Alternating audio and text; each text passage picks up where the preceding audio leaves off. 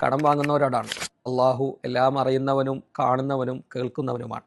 യഅലമു ഖായിനത്തൽ അഅ്യുനി വമാ തുഖ്ഫി സുദൂർ. നമ്മുടെ കണ്ണിൻ്റെ കട്ടുനോട്ടങ്ങളും ഹൃദയം മറച്ചു വെക്കുന്നതെല്ലാം അള്ളാഹു അറിയുന്നുണ്ട്. കടം വാങ്ങുന്ന വേളയിൽ നമ്മുടെ മനസ്സിലിരിപ്പ് എന്താണ്? തിരിച്ചു കൊടുക്കണമെന്നുള്ള ആത്മാർത്ഥമായ ആഗ്രഹം നമ്മുടെ ഉള്ളിലുണ്ടോ? അതിനുവേണ്ടി അധ്വാനിക്കാനുള്ള താല്പര്യം നമുക്കുണ്ടോ? ഇതൊക്കെ അള്ളാഹു കൃത്യമായി അറിയുന്നു എന്ന കാര്യം നമ്മൾ മറന്നു പോകരുത്. അള്ളാഹുവിൻ്റെ റസൂൽ സല്ലല്ലാഹു അലൈഹി വസല്ലമയുടെ ഒരു ഹദീസിൽ കാണാൻ സാധിക്കും, മൻ അഖദ അംവാലന്നാസി യുരീദു അദാഅഹ അദ്ദല്ലാഹു അൻ. ആരെങ്കിലും ജനങ്ങളുടെ സമ്പത്ത് അത് തിരിച്ചു കൊടുക്കണമെന്നുള്ള ആത്മാർത്ഥമായ ഉദ്ദേശത്തോടു കൂടി വാങ്ങുകയാണെങ്കിൽ അതിനെ തിരിച്ചു വിടുവാനുള്ള അവസരങ്ങൾ അള്ളാഹു ഒരുക്കി തരും. നേരെ മറിച്ച് കണ്ണുനീര് കാണിച്ചും കാലുപിടിച്ചും പൈസ വാങ്ങിയതിന് ശേഷം മുങ്ങിക്കളയാനും ഫോൺ വിളിച്ചിട്ട് എടുക്കാതിരിക്കാനുമാണ് നമ്മുടെ ലക്ഷ്യമെങ്കിൽ തീർച്ചയായും അള്ളാഹു അതിനെ നശിപ്പിച്ച് കളയും. എന്ന് പറഞ്ഞാൽ നമ്മൾ വാങ്ങിയ പൈസ കൊണ്ട് നമുക്ക് യാതൊരു ഉപകാരവും ഉണ്ടാകില്ല. അത് നശിച്ചു പോവുകയും ചെയ്യും, ബാധ്യത നമുക്ക് അവിടെ അവശേഷിക്കുകയും ചെയ്യും. നാളെ പരലോകത്ത് ഒരുപക്ഷെ നമ്മൾ ഒരുപാട് കർമ്മങ്ങൾ ചെയ്ത ആൾക്കാരായിരിക്കും. കുറേ നിസ്കാരവും നോമ്പും സക്കാത്തും ഒക്കെ വേറെ കൊടുത്തിട്ടുണ്ടാവും. പക്ഷേ അന്യായമായി കടം വീട്ടാതിരുന്നൊരു വ്യക്തിക്ക് അവന് നാളെ എത്തിച്ചേരേണ്ട സ്വർഗത്തിൻ്റെ സ്ഥാനങ്ങളിൽ നിന്നും അവന് പിടിച്ചു വെക്കപ്പെടുമെന്ന് ഹദീസുകൾ കാണാൻ സാധിക്കും. പലിശയ്ക്കെതിരെയുള്ള ക്യാമ്പയിൻ നടത്തുമ്പോൾ മറുഭാഗത്ത് നാം ശ്രദ്ധിക്കേണ്ടത് പലിശയുടെ ബദലായി ഇസ്ലാം പഠിപ്പിച്ചു തന്നിട്ടുള്ള ഈ സംഗതിയെ കൃത്യമായി ശ്രദ്ധിക്കുക എന്നുള്ളതാണ്. പലിശാധിഷ്ഠിത ലോണിന് പരിഹാരമായി ബദലായി ഇസ്ലാം മുന്നോട്ട് വെക്കുന്നത് കടം എന്നുള്ള ഇബാദത്തിനെയാണ്.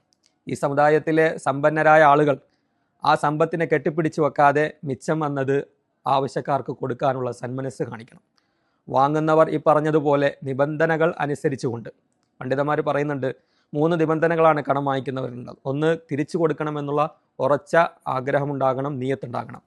രണ്ടാമത്തേത്, അവൻ കടം വാങ്ങിക്കുന്നത് അടിച്ചു പൊളിക്കാൻ വേണ്ടി ആകരുത്, അള്ളാഹു ഇഷ്ടപ്പെടാത്ത കാര്യങ്ങൾക്ക് വേണ്ടി ആകരുത്, മറിച്ച് നന്മയായ ഹലാലായ കാര്യത്തിന് വേണ്ടി ആയിരിക്കണം. മൂന്നാമത്തേത്, വാങ്ങിക്കഴിഞ്ഞാൽ തിരിച്ചു കൊടുക്കാനുള്ള ഒരു പോസിബിലിറ്റി, സാധ്യത ഉണ്ടാക്കണം. യാതൊരു വഴിയുമില്ലാത്തവൻ ഒരിക്കലും കടം വാങ്ങരുത്. ഈ രൂപത്തിൽ ഒരാൾ കടം വാങ്ങുകയും പിന്നെ ജീവിതമാണ്, സാഹചര്യങ്ങളും പ്രശ്നങ്ങളും തടസ്സങ്ങളൊക്കെ വരും. അങ്ങനെ ഒരാൾക്ക് ആത്മാർത്ഥമായി തിരിച്ചു കൊടുക്കാൻ ശ്രമിച്ചിട്ടും കടം വീട്ടാനുള്ള അവസരമില്ലെങ്കിൽ അവർക്കാണ് സക്കാത്തിൻ്റെ വിഹിതമുള്ളത്. അത്തരം കടക്കാർക്ക് വേണ്ടി നമ്മുടെ നാട്ടിലെ സക്കാത്തിൻ്റെ നല്ലൊരു വിഹിതം നമ്മൾ മാറ്റിവെക്കണം.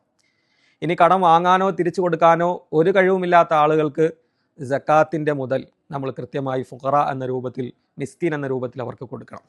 അപ്പോൾ ചുരുക്കി പറഞ്ഞാൽ, ഒരു ഭാഗത്ത് പലിശ എന്ന മഹാനാശത്തെ പരിപൂർണമായി നിരാകരിക്കുകയും റദ്ദ് ചെയ്യുകയും ചെയ്യണം. അതിൽ നിന്നും പരിപൂർണമായി നമ്മൾ മാറി നിൽക്കണം. എത്ര പ്രതിസന്ധികളുണ്ടെങ്കിലും, പട്ടിണി ഉണ്ടെങ്കിലും, പ്രയാസങ്ങളുണ്ടെങ്കിലും പലിശയിൽ അധിഷ്ഠിതമായ ഒരു ലോണിനെ പറ്റി നാം ചിന്തിക്കുകയേ ചെയ്യരുത്. മറുഭാഗത്ത് കടത്തെ, പലിശയില്ലാത്ത കടത്തെ നമ്മൾ പ്രോത്സാഹിപ്പിക്കണം.